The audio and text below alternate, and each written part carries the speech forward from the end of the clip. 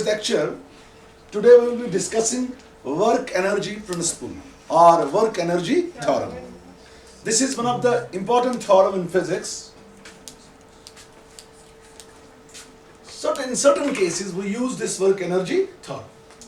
Let us today first state this, what's this work energy theorem, and then we will prove this work energy theorem.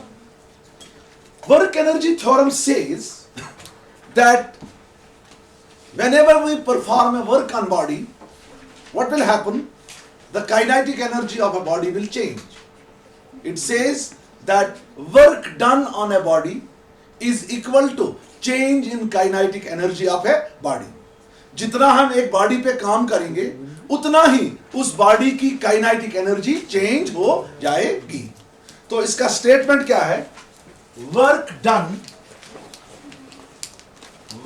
Done on a body is equal to change in kinetic energy of a body.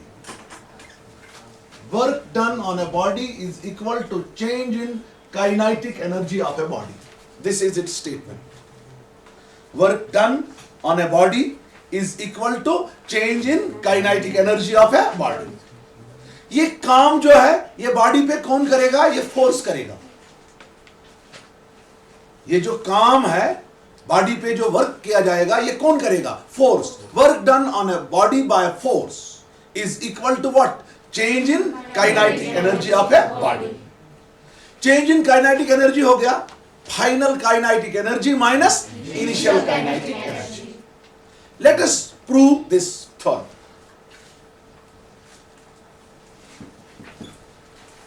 Suppose बच्चों यहां पर मेरी एक body है. This body has mass m and this body is moving with velocity u. मेरे पास एक body है, इसकी मास क्या है? m. It is initially moving with velocity u. इसका इनिशियल वेलोसिटी जो है वो क्या है? u.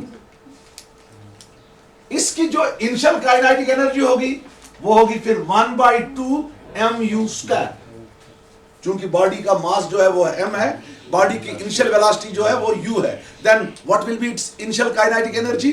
1/2 mu square. चूंकि आपको पता है काइनेटिक एनर्जी होता है half of mass into velocity square.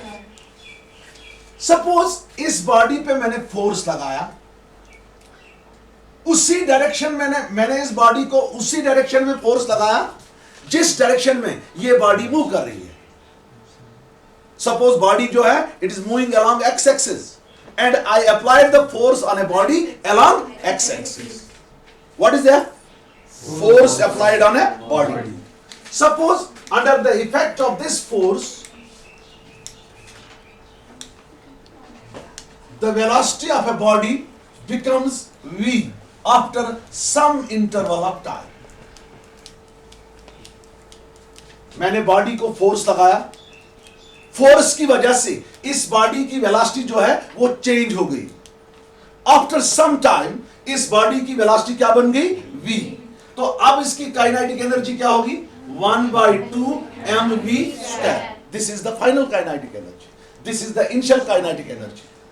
मुझे प्रूव करना है जो इस बॉडी पे ये फोर्स काम करेगा that work is equal to final kinetic energy minus initial kinetic energy. That means change in kinetic energy. Now इस बॉडी की जो वेलोसिटी है पहले क्या थी? u. अब क्या है? v. इसका मतलब है फोर्स अप्लाई करने से इस बॉडी की वेलोसिटी चेंज होगी. जब बॉडी की वेलोसिटी चेंज हो जाएगी बॉडी में एक्सेलरेशन पैदा हो जाएगी. सपोज a जो है a is the acceleration produced in a body. What's a? Acceleration produced in a body. Suppose this acceleration is uniform. It is uniform acceleration. Suppose under the effect of this force, ये body जो है it moves through a small distance ds. What is ds? ds is the small distance, small displacement produced in a body by force F. अब हम पहले निकालेंगे small amount of work done. जो ये force करेगा in order to move the body through a small displacement ds. उसके बाद हम इसकी इंटीग्रेशन करेंगे तो हमें निकलेगा total amount of work done. कैसे हम शुरू करेंगे? हम लिखेंगे m क्या है? Mass of body. What's m? Mass of body. मैंने एक बॉडी ले ली यहां पर, उसकी मास क्या है? m। u is equal to initial velocity of body. u is equal to initial velocity of body. Very nice. मैंने एक बॉडी ले ली जिसकी मास है m और इनिशियल वेलोसिटी क्या है? u। उसके बाद मैंने इस बॉडी पे क्या अप्लाई किया? Force. F is equal to force applied on a body.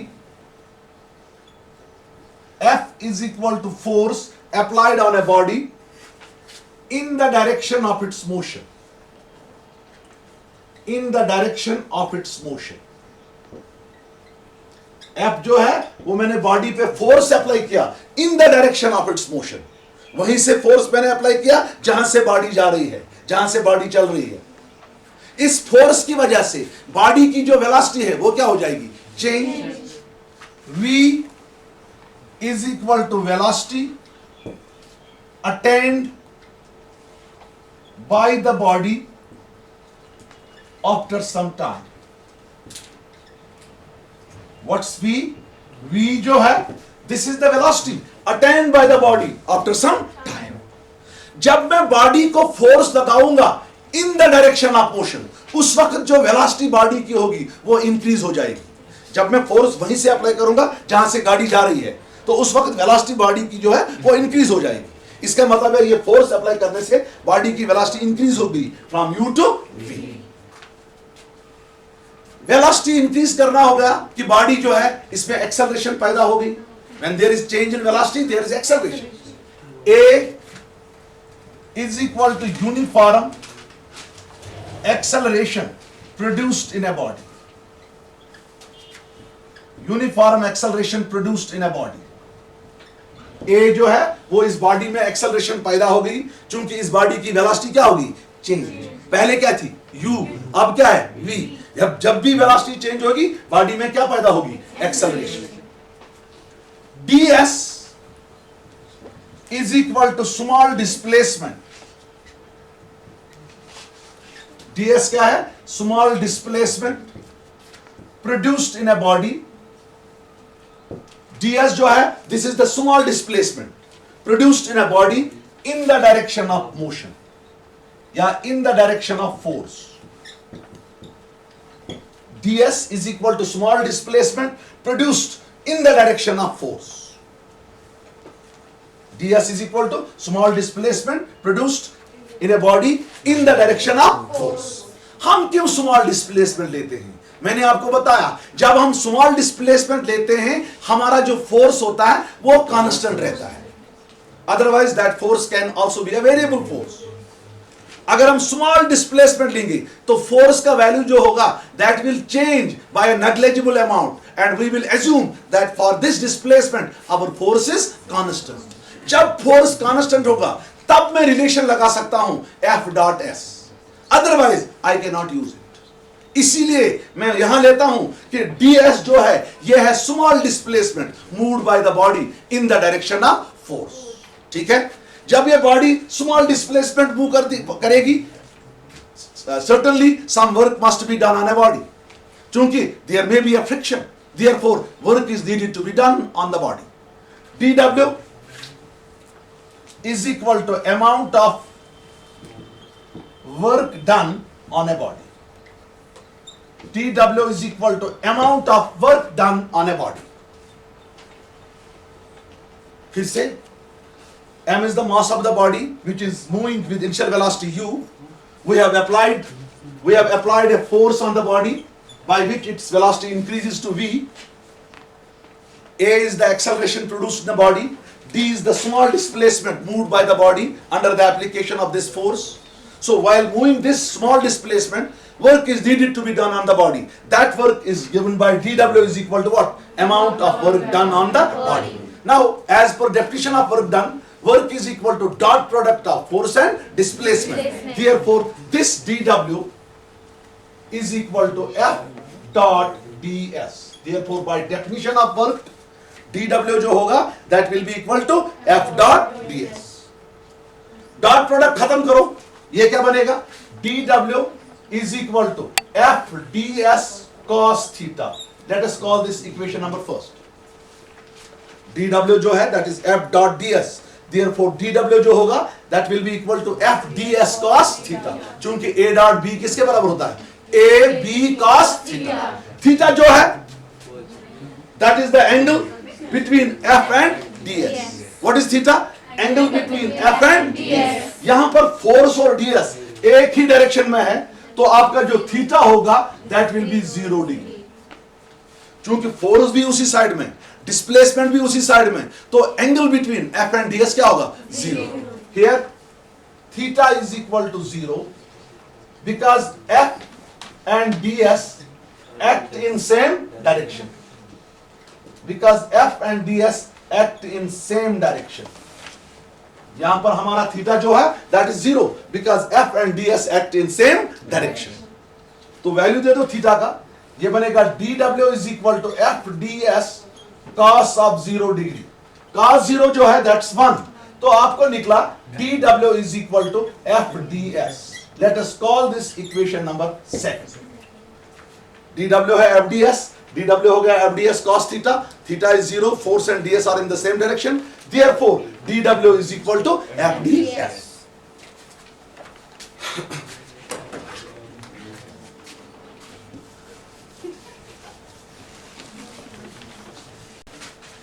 ये मैंने small amount of work done निकाला in moving a body through a small displacement ds.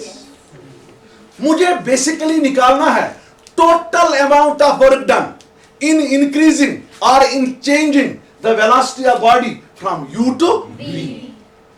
कल मैंने इंटीग्रेट किया था इक्वेशन को बिटवीन 0 एंड v. चूंकि कल जो वेलोसिटी पहले बॉडी की थी वो 0 थी, because yesterday the body was at rest, so we integrated this equation between limits 0 to v. लेकिन आज जो है what is the initial velocity? u. आज टोटल वर्क डन निकालने के लिए मुझे इस इक्वेशन को इंटीग्रेट करना है between limits u to v. लेकिन उससे पहले मैं फोर्स का वैल्यू निकालूंगा. यहां देखो, एज पर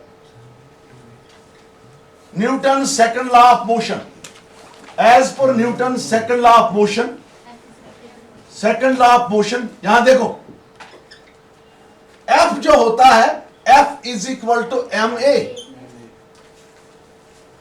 As per Newton's second law of motion, F is equal to ma. चूंकि मुझे काइनेटिक एनर्जी निकालनी है, मुझे वर्क डन दिखाना है, चेंज इन काइनेटिक एनर्जी, मुझे एक मास आनी चाहिए और वेलोसिटी आनी चाहिए. उसके लिए मैं इस फोर्स को एलिमिनेट करूंगा. I will eliminate this force. I will find the value of this force. Newton second law क्या कहता है? F is equal to ma. आपको मैंने कल बताया जो एक्सेलरेशन होता है वो होता है first order time derivative of velocity. Acceleration जो होता है वो होता है dv by dt. a is equal to dv by dt, first order time derivative of velocity. तब f क्या बनेगा बेटा? आपको f होगा m into a के बदले क्या लिखेंगे हम? dv by dt. As per Newton's second law, f is equal to ma. But a is equal to क्या? शाबाश. But a is equal to dv by dt. Therefore f is equal to m dv by dt. ये f का value उठाएंगे और किस में substitute करेंगे? Equation second में. Therefore second becomes, हमारा जो बेटा सेकंड है वो क्या बनेगा? शाबाश. वो बनेगा dw is equal to शाबाश m dv by dt into क्या है? शाबाश ds. अपना ds. dw is equal to force का value m dv by dt into ds. ds है डिस्प्लेसमेंट, dt है टाइम. डिस्प्लेसमेंट बाय टाइम भी वेलोसिटी है, तो मैं लिखूंगा ds के नीचे dt. कोई फर्क? तो ये बनेगा ऐसे dw is equal to m dv into ds by dt. ds by dt. आपका जो ds by dt है that is first order time derivative of displacement. First order time derivative of displacement जो है उसको हम वेलोसिटी कहते हैं। But ds by D T is equal to v। ds by D T क्या बनेगा? v। तब क्या बनेगी अब वो इक्वेशन? शाबाश, बोलो जल्दी। ये बनेगा dw is equal to mdv into v। mdv into v। v किसके बदले लिखा? ds बाई डी टी के बदले। v को पहले लिखेंगे तो ये बनेगा dw is equal to mv dv। इसको रखेंगे इक्वेशन नंबर 3। देखो बेटा, मैंने फोर्स और डिस्प्लेसमेंट को इलिमिनेट किया, ठीक है ना, in terms of m and v। तो मुझे अब इक्वेशन बनी dw is equal to mv dv। ये small amount of work done है। अगर मैं total amount of work done करूंगा in increasing the velocity of body from u to v, तब मुझे इस इक्वेशन को क्या करना है? Integrate between limits u to v। हम लिखेंगे integrating equation 3 between limits u to v, between limits u to v। We get क्या निकलेगा? हमें निकलेगा integration of dw is equal to integration between limits u to v mv dv। dw वाले side में मैंने limit नहीं दिया क्योंकि इस साइड में वेलोसिटी नहीं है, लिमिट उस साइड में देना है जिस साइड में वेलोसिटी है। Total amount of work done निकालने के लिए मुझे इस इक्वेशन को इंटीग्रेट करना है between limits u to v। क्योंकि इनिशियल वेलोसिटी u है, फाइनल वेलोसिटी क्या है? v। कल इनिशियल वेलोसिटी 0 थी, फाइनल वेलोसिटी क्या थी? v। कल मैंने इंटीग्रेट किया था बिटवीन लिमिट्स 0 टू v। आज मैंने इंटीग्रेट किया between limits u to v। Integration of dw बेटा, इंटीग्रेशन ऑफ dw जो हो गया वो हो गया w। Integration of dw is w। यहां m जो है वो कांस्टेंट है, उसको हम बाहर निकालेंगे। This is m integration between limits u to v v dv। m को बाहर निकाला मैंने। This is integration between limits u to v v dv। इस v का कोई पावर नहीं, इसको पावर 1 रखेंगे, है ना। आपको पता है integration of x raise to power n dx किसके बराबर होता है? x raise to power n plus 1 divided by n plus 1। तो v रेज टू पावर 1 का क्या इंटीग्रेशन हो जाएगा? v raise to power 1 plus 1 divided by 1 plus 1। तो w बनेगा m v raise to power 1 plus 1 divided by 1 plus 1। इस side में इसके लिमिट है between limits u to v। देखो बच्चों, 1 प्लस 1 क्या हो गया? 2। 2 को इससे ब्रैकेट से बाहर निकालेंगे, ये बनेगा w is equal to m by 2 v square between limits u to v। ठीक है, बनाना। देखो 1 प्लस 1 2 है, 2 को मैंने क्या लिया? बाहर। w बन गया m by 2 v square between limits u to v। अब हम लिमिट देंगे। पहले कौन सा लिमिट देंगे? अपर लिमिट, दरमियान में माइनस, फिर कौन सा लिमिट? Lower limit. तो आपको क्या निकलेगा? आपको निकलेगा w is equal to 1 by 2m। यहां देखो 1 बाई 2m, m बाई 2 हो गया 1 बाई 2m। पहले हम अपर लिमिट देंगे, यानी v के बदले v ही लिखेंगे। दिस इज v स्क्वायर, उसके बाद माइनस, उसके बाद v का वैल्यू क्या देंगे? u minus u square. यहां देखो बच्चा, w is equal to 1 by 2m v square minus u square. यहां तक समझ आया? यह हो गया w is equal 1 by 2 m v square minus 1 by 2 m u square. What is 1 by 2 m v square? Final kinetic energy. What is 1 by 2 m u square? Initial kinetic energy. तो आपका w निकला बराबर final kinetic energy minus initial kinetic energy. तो इसका मतलब है W हो गया बराबर final kinetic energy minus initial kinetic energy. वो क्या हो गया? Change in kinetic energy. Final velocity minus initial velocity क्या होता है? Change in velocity. Final kinetic energy minus initial kinetic energy वो किसके बराबर होता है? Change in kinetic energy. तो हम लिखेंगे W is equal to change in kinetic energy, which is what theorem? Work energy theorem, which is work energy principle. तो हमने प्रूव किया कि work done on a body is equal to what, change in kinetic energy of a body. ठीक है, कैसे मैंने शुरू किया? मैंने शुरू किया था dw किसके बराबर है, fds।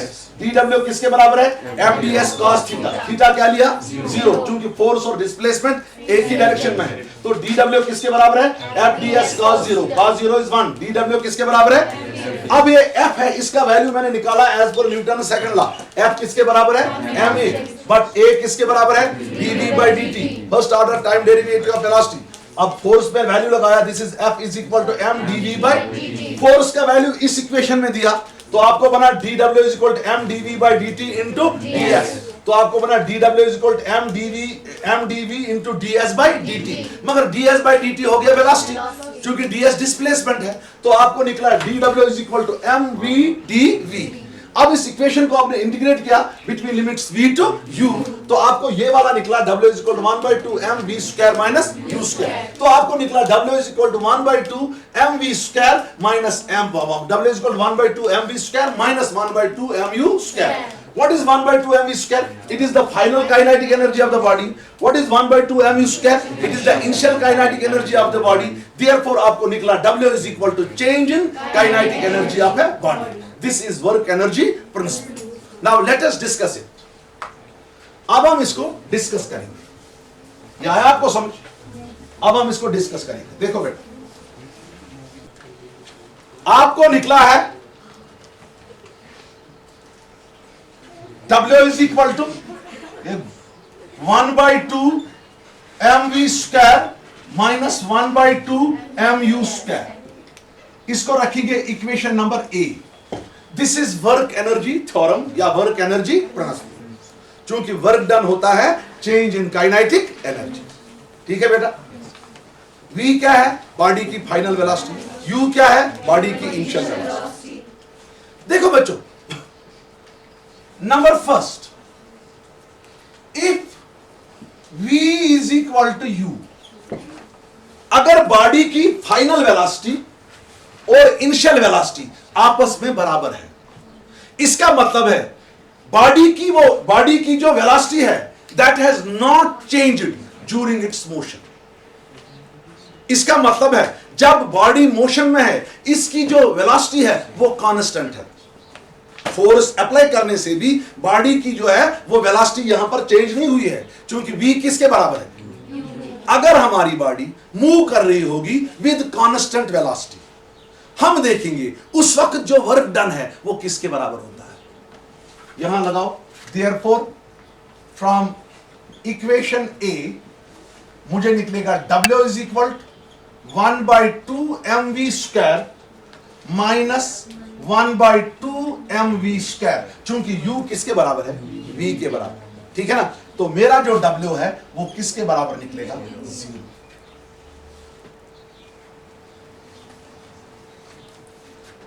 इसका मतलब क्या है, work done by the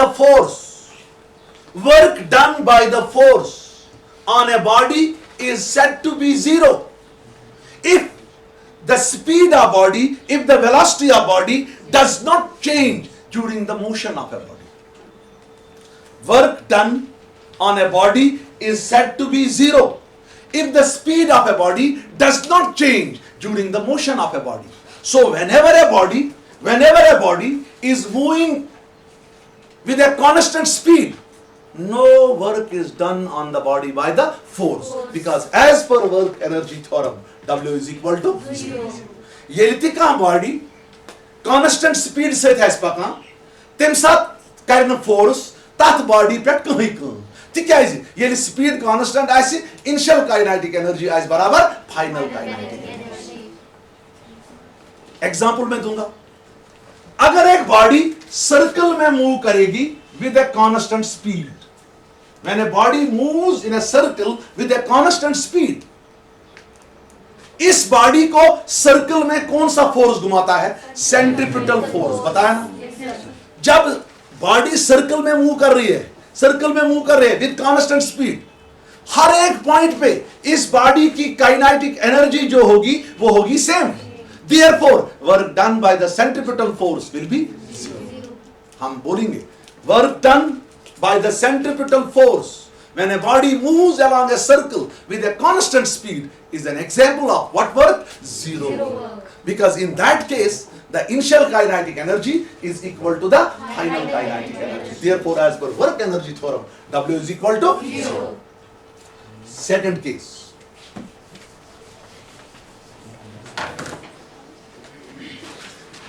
If V is less than U, if V is less than U, यहां देखो बेटा, V जो है final velocity, that is less than initial velocity. इसका मतलब है बॉडी की स्पीड इंक्रीज हुई कि डिक्रीज हुई? डिक्रीज हुई. ज्यादा कौन है? Initial velocity. कम कौन है? तो इसका मतलब है जब बॉडी मोशन में आई तो आपकी जो इनिशियल काइनेटिक एनर्जी है वो है greater than what energy? Final kinetic energy. इस वक्त देखेंगे वर्क क्या होगा. जब V लेस देन U होगा, ये छोटी होगी, ये क्या होगा? बड़ा. Final kinetic energy will be small, initial kinetic energy will be greater. मैं ऐसे लिखूंगा, this implies 1/2 mv square will be less than 1/2 mu square. इस वक्त 1/2 mv square minus 1/2 mu square जो होगा that will be negative. क्यों negative होगा? 1/2 mv square जो है वो है less than 1/2 mu square. इसका मतलब है अगर ये 4 है, ये होगा 8 या ये होगा 6. 4 - 6 हो गया -2. उस वक्त जो आपका W है, W पॉजिटिव आएगा कि नेगेटिव आएगा? So W is equal to negative. जरा कैसे आप इसको इंटरप्रेट करेंगे? इंटरप्रेट कैसे करेंगे? हम बताएंगे work done bye a force on a body is said to be negative. Is said to be negative if the velocity of a body decreases during its motion. Work done by the force on a body is said to be negative. Yeah, is equal to negative. If what happens? If the velocity of a body decreases during its motion, that is, if the final kinetic energy of a body is less than its initial kinetic energy. Work done as tem saat negative, yem saat during the motion body his velocity se kya gaye? Come, decrease. Ultimately akh waqt akh vai body kat mans rest. Tem saat usko work done as that work done by the force on a body is what work? Negative work. First another example. Suppose I have a body, I will throw this body upwards. मैंने कहाँ लगाई है? Upwards. इसको gravitational force act होता है, वो किस direction में होता है? डाउनवर्ड डायरेक्शन में. जब मैंने इसको अपवर्ड्स लगाया, इसकी जो वेलोसिटी है वो डिक्रीज हो रही है. क्यों डिक्रीज हो रही है? क्योंकि फोर्स जो है वो किस डायरेक्शन में है? डाउनवर्ड डायरेक्शन में.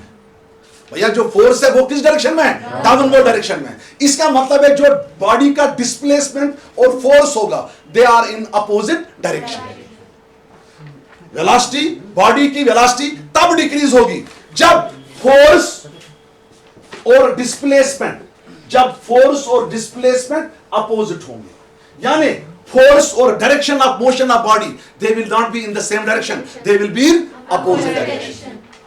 बॉडी की स्पीड तब डिक्रीज हो जाएगी जब फोर्स और डिस्प्लेसमेंट एक ही डायरेक्शन में नहीं होंगे. फोर्स एक साइड में होगा, डायरेक्शन ऑफ मोशन दूसरी साइड में होगा, बॉडी कहीं दूसरी डायरेक्शन में जा रही होगी.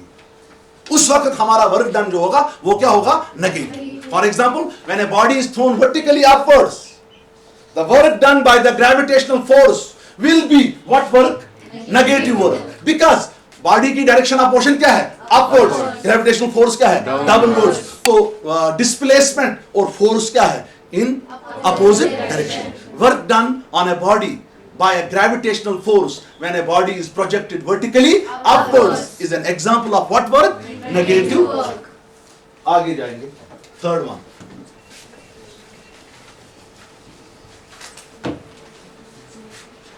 If V is greater than U, अगर फाइनल वेलोसिटी ज्यादा है, इनिशियल वेलोसिटी क्या है? कम. इसका मतलब है बॉडी की स्पीड इंक्रीज हुई कि डिक्रीज हुई? Increase हुई. When the speed of a body increases, initial velocity will be less than final velocity और final velocity will be greater than initial velocity. उस वक्त जो 1/2 mv square होगा that will be greater than 1/2 mu square. उस वक्त आपका work done जो होगा वो पॉजिटिव होगा कि नेगेटिव? क्योंकि ये ज्यादा है, ये क्या है? कम. Therefore, as per work energy theorem, W is positive. W is positive. हम ऐसे कहेंगे. Work done by the force on a body is said to be positive if the velocity of body increases during its motion. In such case, the initial final kinetic energy will be greater than what energy? Initial kinetic energy. Therefore, as per work energy theorem, W will be positive. When this occur, ये तब occur होगी जब force and displacement एक ही direction में होगा. जिस direction में body जा रही है हम उसी डायरेक्शन पे फोर्स लगाएंगे, उससे बॉडी की जो वेलोसिटी है वो क्या हो जाएगी? इंक्रीज हो जाएगी. देखो मैं यहां से जा रहा हूं, मेरे पीछे बंदा फोर्स दे रहा है, मैं क्या चलूंगा? तेज. अगर बंदा मुझे पीछे खींचेगा मेरी स्पीड क्या हो जाएगी? कम. अगर बंदा मुझे उसी डायरेक्शन में पुश करेगा जिस डायरेक्शन में जा रहा हूं मैं, मेरी स्पीड क्या हो जाएगी? Increase. It occurs only when force and displacement act in the same direction. For example, ये बॉडी है, ग्रेविटेशनल फोर्स किस डायरेक्शन में है? Downward direction. Suppose this body is dropped from the top of the tower. अब displacement और force जो है वो क्या है? एक ही डायरेक्शन में है. अब वेलोसिटी इंक्रीज हो जाएगी, डिक्रीज हो जाएगी. तो वर्क डन होगा पॉजिटिव और नेगेटिव. तो मैं कहूंगा work done by the gravitational force when a body is dropped from a certain height is what work? Positive work. Work done by a gravitational force when a body is dropped from a certain height is an example of positive work, because in that case the force and the displacement they are in the same direction. This completes work energy theorem. The beautiful question. पढ़ेंगे potential energy. हमने पढ़ा अभी तक kinetic energy. हमने वो वहां पर बोला था energy possessed by a body by virtue of its motion, that's called kinetic energy. Whenever a body moves it possesses what energy? Kinetic energy. अब हम एक दूसरे किस्म की एनर्जी पढ़ेंगे. It is also a type of mechanical energy and this energy is called as potential energy. पढ़ा आप लोगों ने 9th क्लास में, वहां आपने बोला है कि energy possessed by a body by virtue of its position, that's called potential energy. बिल्कुल सही पढ़ा आपने. मैं थोड़ा सा उसको इलाबरेट करूंगा 11th क्लास में. पोटेंशियल एनर्जी जो है, this is the energy possessed by a body by virtue of its position or configuration. Please see here. The energy possessed by a body by virtue of its position or configuration. उसी energy को हम कहेंगे, उसी energy को हम कहते हैं potential energy, या इसका दूसरा नाम है म्यूचुअल एनर्जी, या इसका तीसरा नाम है एनर्जी ऑफ कॉन्फिगरेशन.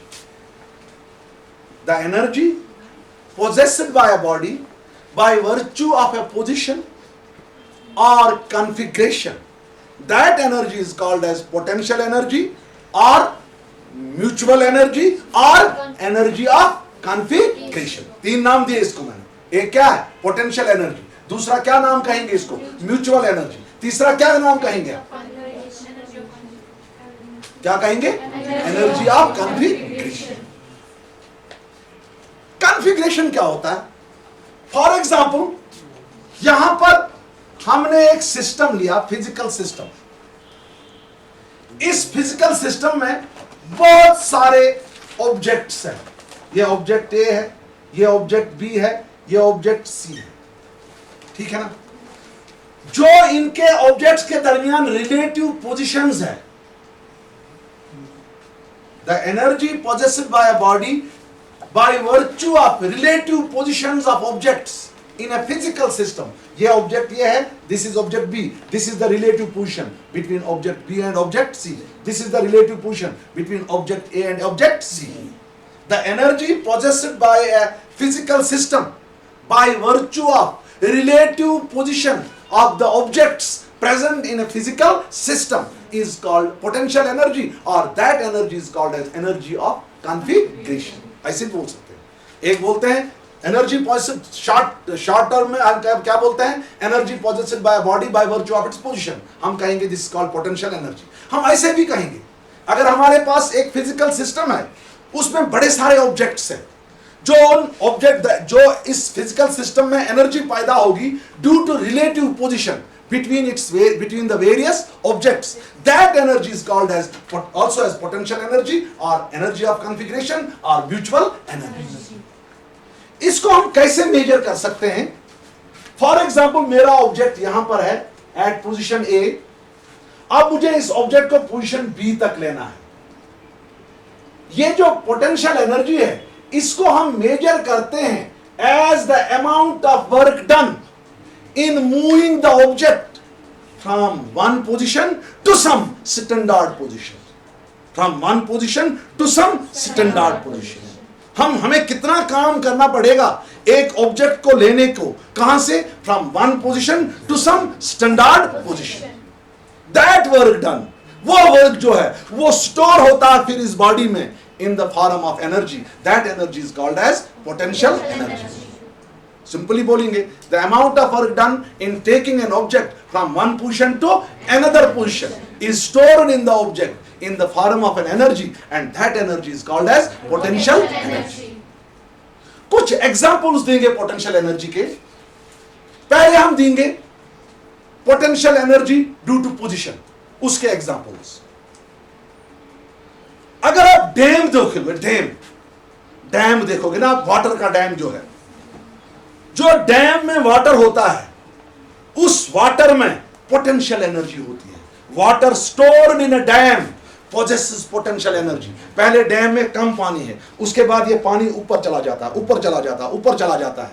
ऊपर जाने में जो वर्क हुआ है वो इस पानी में स्टोर होगा in the form of what energy, potential energy. जब हम इस पानी को खुलाएंगे, we will open the dam, this potential energy gets converted into kinetic energy and the water flows. ठीक है। एनर्जी ऑफ कॉन्फ़िगरेशन आप देखेंगे, example of potential energy based on configuration. आपके पास टॉय कार है घर पे, टॉय कार, उसमें चाबी होती है, उसके अंदर एक स्प्रिंग होती है, चाबी से हम उसको ऐसे करते हैं, we are wounding the spring. That wounded spring present in the toy car possesses potential energy. जब हम चाबी को खुला देते हैं, जो ये पोटेंशियल एनर्जी है ये कन्वर्ट होती है इन the form of what energy, kinetic energy. ठीक है ना, ठीक है ना। तो हम कहेंगे the bounded spring present in a toy car possesses what energy, potential energy.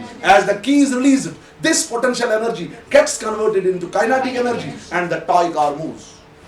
हमारे पास वो गुलेल होता है एक किस्म का, वो हम उसको खींचते हैं, पीछे खींचते हैं। जब हमने इस पोजीशन पे खींचा, इसके पास एनर्जी स्टोर होती है। वो कौन सी एनर्जी है, पोटेंशियल एनर्जी। जब हम इसको रिलीज करते हैं तो वो पोटेंशियल एनर्जी कन्वर्ट होती है किसमें, काइनेटिक एनर्जी में। तो ये बो जो होता है ये आगे चला जाता है।